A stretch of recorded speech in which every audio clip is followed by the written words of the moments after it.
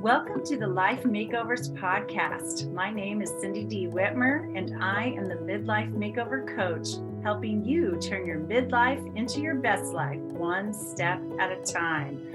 Through powerful conversations, my own midlife roller coaster story, and over 3 decades of helping people transform their lives through counseling and coaching, I am on a mission to help you create your own definition of success and happiness. Thank you for being here. Hey, everybody. Thank you so much for being here today. I really appreciate you because of course, I am here for you. I am here to impact your life in a positive way. And I really appreciate that those of you who are listening are willing to receive whatever it is I have to offer.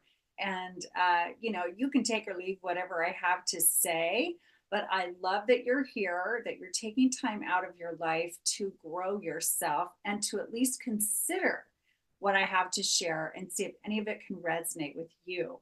Well, in our last show, we talked about having confidence in relationships in midlife, in dating and or even in our long time partnerships and relationships. And today I'm going to look at the other end of things, and that is how to manage and what to let go of and things like that around when a relationship ends, whether this is a breakup in a dating relationship or a committed partnership or a divorce in a marriage situation, whatever it is, we're going to talk about that.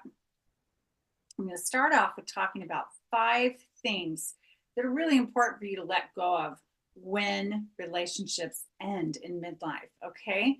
So, number 1 is the fantasy, right? The illusion that the relationship was great. Okay. Because if it was great, you would still be in it. If it was great for everybody, you would still be in it. You would still be pulling for it. And it wasn't. So it ended. And sometimes some people think their relationships are great and then the other partner thinks it's not. But if it's not working for everyone, it's not a great relationship. It's probably not healthy in some way, and whatever. But anyway, your own fantasy or illusion that the relationship is great is one of the things that you need to let go of. And that will help you through the grief of it being over, is realizing, oh yeah, we really weren't great for each other in this way, or I wasn't as happy as I maybe pretended to be. That was one of the things that I did for sure, was I kept pushing through pain in my first marriage, which lasted 22 years, and before I ended it in divorce, excuse me. But I kept all along thinking, oh yeah, it's okay. This relationship is okay. It's great because we're good at this and we're good at this and we're good at this. And so I can push through pain and I can be happy and so forth. And it really was more of a fantasy or an illusion that our relationship was great. So anyway, so that's one thing to let go of, is the fantasy. Okay. Number 2, the second thing to let go of is the dream. The dream, right? Especially, if your dream was to be married once in your life and you are now going through a divorce. That was my situation. I had the dream of the golden anniversary. I love all the Cinderella story, the partner comes into your life and sweeps you off your feet and, ta-da, you live happily ever after. I really believed in happily ever after. All of those things, that was all part of my dream scope. When I got married, and we really loved each other. I mean, I felt very confident about our future, and I was wrong. I was wrong. And so, whatever your dreams were, whether this is a long term marriage that is now ending or has ended, or whether it's another dating relationship that is not working out for you, whatever your dreams were for those relationships, it's time to let go of those. And you don't have to let go of them in general in your life, but for this relationship that's ended, it's time to let go of the dream. Number 3, it's time to let go of the role you were playing or roles you were playing in the relationship. When I was getting divorced, gosh, it's been over 12 years ago now since my divorce. Um, One of the things that really bothered me about it was I loved the role of wife. As odd as that sounds, being, really unhappy in a marriage, but loving the role of wife. Like I loved the intention behind the role of being a wife, at least my definition of that at that time. And I hated to let go of that role. I really did. I really resisted letting go of the role of wife because I loved the idea of it so very much. And I also hated to let go of, being a daughter-in-law. I loved my in-laws so, so, so, so much.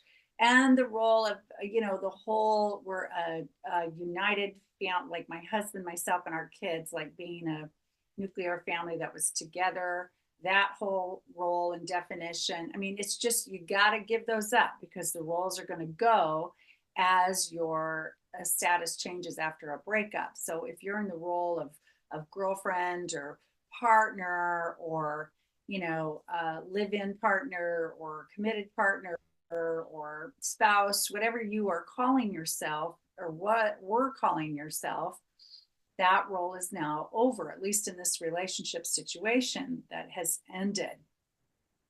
Another one is the we thing, W-E, we this and we that. When we're in relationships, we even talk like that, right? Well, we love that, or we would love to do that, or we live here, or we want this, or we do this, or we this and we that. And now you are shifting from a we to a me focus. And that's part of a role change that literally, it's literal and figurative. So changing, letting go of the roles you played and getting back to yourself is part of what will help you move forward when a relationship ends.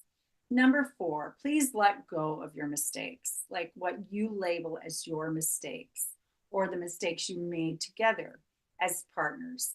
I want you to learn from those mistakes, of course, because are the jewels, the gifts of the relationship, no matter how short or long it was, whether you dated for 6 weeks or lived together for a year and a half or were married for a decade, whatever the situation, I really want you to look over for a time period, things you would view as mistakes or ways you showed up in that relationship that you feel like you fell short or you didn't like yourself showing up that way, or ways that you want to be different. Just please learn something from it because every relationship, no matter how long or short it is, can really teach us a lot.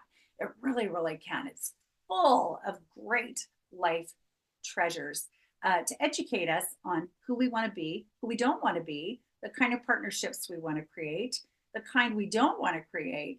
We can also learn more of, gosh, what do I want next time? Or do I even want there to be a next time? Do I want to date again? Do I want to get married again? Do I want to, seek a long-term partnership, or would I like to be single now? It's all up to you, so just grab the learning, right? I don't want you to dwell on the mistakes. I just want you to grab the learning and then forgive yourself. Of course, let go and forgive yourself for anything that you feel was your responsibility in bringing something that might not have been healthy or useful or beneficial to the life of the relationship, and then apply that learning to your life now and move on. Okay. And then the fifth thing I want you to let go of in this relationship, from the relationship ending, is the drama. Okay. I know we're kind of a society that tends to be addicted to drama. I mean, you see it everywhere. It's all over social media. It's all in the television shows that many people choose. There seems to be this energy with many people that, life is meant to be a drama, and let's stir things up and let's talk about it behind other people's backs, and let's, get everybody in our corner when we have something to say about how tough it's been for us or whatever it is.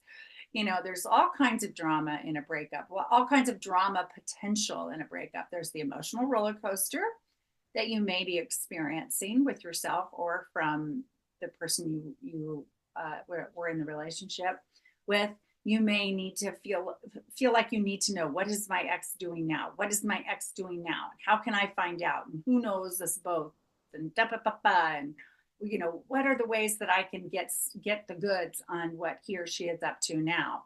That's drama. That's drama that you might really not want in your life. And then there's the rage or the bitterness you may feel. The strong, just anger you may feel because of what went down between the two of you, how they treated you, or what they did or what they did not do, or how they ended it, or whatever it is, or how whether they didn't listen to you, whatever it is, you may feel really angry, really bitter, or other strong emotions like just deep, deep sadness and grief. Emotions can be very dramatic, but when we direct our emotions strongly to another person is when the drama can really stir up, right? I want you to feel your feelings. I think they're important, that you have your feelings, you have a right to everything you're feeling. I want you to deal with them in a healthy manner and move beyond them, not let them become this source of great drama in your life that just makes your life harder. We don't need anything to be harder in life when we're going through a breakup. The breakup itself is hard enough. Having a broken heart is one of the hardest things you'll ever go through in your life. And so we don't want to make it worse by adding to the drama. And another thing about emotions and things is often when people have breakups or divorces, I know that many of you in midlife especially feel like you want revenge. And I get this, maybe your spouse had an affair, or maybe you're upset with how, someone ending a relationship with you disrupts the life of your kids, or maybe you're feeling financially compromised from a breakup and you just want revenge. You want that person that's hurt you to be hurt themselves somehow, that you want them to suffer, you want them to, and that's all really understandable. That is your pain talking. That is your pain. That is your broken heart talking. When you feel like that, you talk like that, you think like that. It's very understandable. I mean, it's like if someone attacks us physically, we want to attack them back, right? We want to defend ourselves. We want to stand up for ourselves. We want to fight for ourselves. And that's often what a lot of these dramatic emotions come from, of course, because again, it's our pain talking. But the flip side of that, even though it's understandable, and even though you have a right to all your pain, of course, I would never tell you that you didn't. That would not be my opinion or professional, approach. However, I know that getting all stirred up, just stirred up, stirred up, stirred up, stirred up, stirred up in the drama of your emotions is going to hurt you worse in the end. The longer you stay in that frame of mind, that kind of frame of mind where you have these dramatic emotions, and you're dwelling on it and you're dwelling on your ex and things, the harder your life is going to be. And I want you to begin again. And that brings me to the next phase of this. Let's talk about beginning again after the end of a relationship. How do we do that? So first of all, again, to review, we want to let go of the fantasy, the dream, the roles, the mistakes, and the drama, right? And then as we're doing that, of course, or as part of it, this is all part of beginning again, is doing the letting go. So what's going to come, right, as you're beginning again is grief. Number one is grief, of course. This is, anytime we experience any kind of loss at all, not just death, but any kind of loss in our lives, loss of job, loss of health, loss of relationship, loss of whatever, then we experience grief. So grief is the response to the loss. So your grief is the response to the breakup, whether you did the breaking up or you were broken up with. It it doesn't necessarily matter. The depth of the grief can be tremendous either way. It may have different flavors to it, but still, everybody who goes through a divorce or a breakup feels some grief, whether they know it or not, whether they give it attention or not, they do, because loss triggers grief and endings trigger grief. So you must deal with your grief. You've got to deal with it, the grief. And the grief is a part of letting go of all those things that we talked about and more, probably too. And then number two, I want you to find some gratitude for what remains in your life. Now, often our relationships, our romantic based relationships, feel like our whole lives in lots of ways, right? Especially midlife, if your children are raised, if you're a parent, or if you're kind of winding down with your career, or your relationships might really feel like they're where it's all at for you, the most important piece of your life. But there is other things that remain in your life. You may have, friends you're grateful for. You may have a career you're really grateful for. You may have a home you're grateful for. You may have your health, your family, friends, whatever. But I want you to find things to be grateful for and focus on those, because when we're experiencing such tremendous loss, it's really hard to see if there's anything good going on at all. And our hearts can be so heavy. We can feel really sorry for ourselves and really be in despair. But if we can start to see, oh gosh, I still have this in my life. I still have that in my life. These things remain consistent, even though this primary relationship of mine has ended. That can be very comforting and energizing to you in a really difficult time. So please find things to appreciate and feel gratitude for. And then number three, you want to find the golden opportunities. Okay. Whenever there's been an ending of any kind, there is a beginning that's right there with it, that's right there. And that is the opportunity in life to start fresh, to start new, to rethink your life, to again examine what you've been through and learn from it and set yourself up even better now because of what you've learned. Maybe you've never been single, or you haven't been single for a super duper long time. Well, this may be scary to you, but at the same time, suddenly you can be in charge of all your decisions, for example.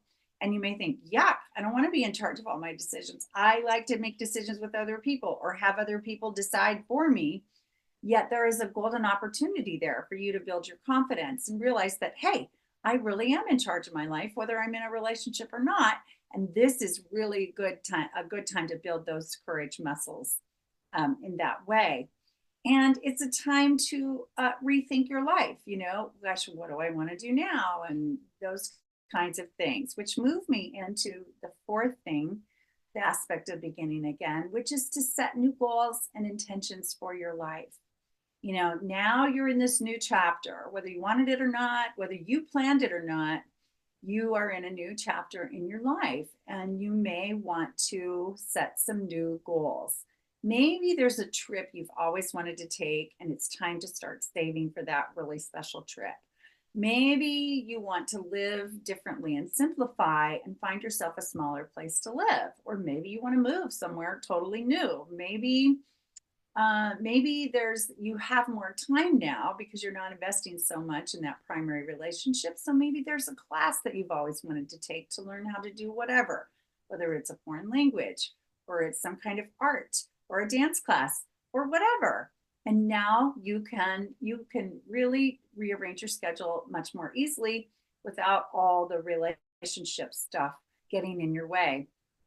There's just all kinds of things that you could do that would really support your continued health and happiness in your life despite the breakup.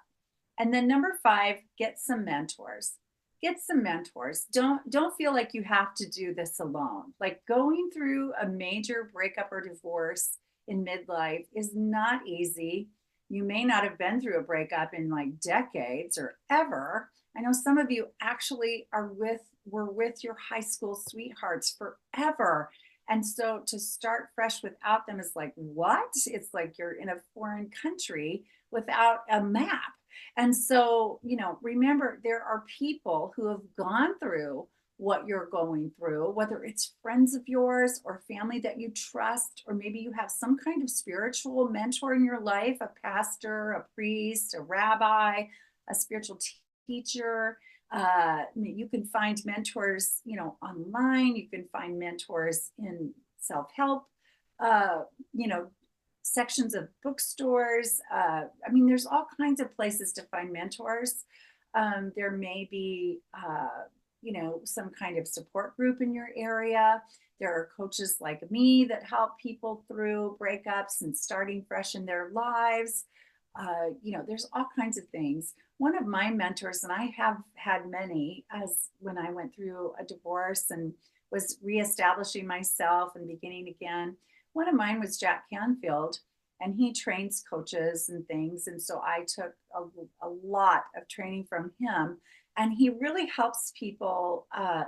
He teaches success strategies and helps people set up their lives successfully in by whatever definition success is to them. And so I spent a lot of time diving into his material, his training, which also got me connected to a worldwide community of people. And I made new friends and collaborators and so forth that also were mentors for me and a support system for me. And that's just one kind of mentorship and support that I had following my divorce that really helped me to set myself up well. I also had a therapist that I really loved and trusted, and she helped me navigate my life through the breakup and after the breakup. Well, actually, and even before the breakup. So, there's all kinds of things. If you have goals to get your body in shape, then a good mentor for you might be a nutritionist or an exercise physiologist or personal trainer. If you have the goal and intention to get your finances in order, you may want to find a really great financial advisor, things like that. So look for people who can help you with your goals and intentions, who will help you, start your life again. There is life after any breakup, no matter how long you were together, no matter how close you were, no matter how much you loved this person, no matter how secure it made you feel just to be in that relationship. Again, whether it was long or short, doesn't matter. You can have life again after a breakup. So I really encourage you to look at this time in your life, deal with your feelings, of course, honor those feelings, work through them, express them in healthy ways. And at the same time, look deeply at yourself and go, who was I in this relationship? How did I show up in this relationship? Who would I like to be in my life now? And then start to develop a vision for yourself, a happy vision, a healthy vision, a vision with a beautiful future. It's not too late for you to start again just because you're in midlife. You can or do not have to date again, love again, live with someone again, marry again. You can or cannot. It's just absolutely your choice. And if you're right in the thick of a new breakup, this is not the time to make that decision. Just focus on the love you have for yourself, or grow that love for yourself and create your life anew. And those things will become clearer over time. And if I can do anything for you to help you in this process, well, I know I can. But if you'd like that kind of mentorship or support, please go to timewithcindy.com and set up a time to talk to me. I will give you want to hear what's going on with you, of course, and also check your confidence. We'll kind of look at your confidence levels at this time, no matter what you're going through. And I will offer you the truth of what I see and what you share with me, and ways to really get you going, get you started on your life as you begin again. So thank you so much for listening. I hope this was helpful, and I will talk to you again soon. Bye-bye. Thank you so much for listening to the Life Makeovers podcast. Please like, subscribe, and share this podcast with those that you think would also benefit from what we're doing here. And I will talk to you again soon.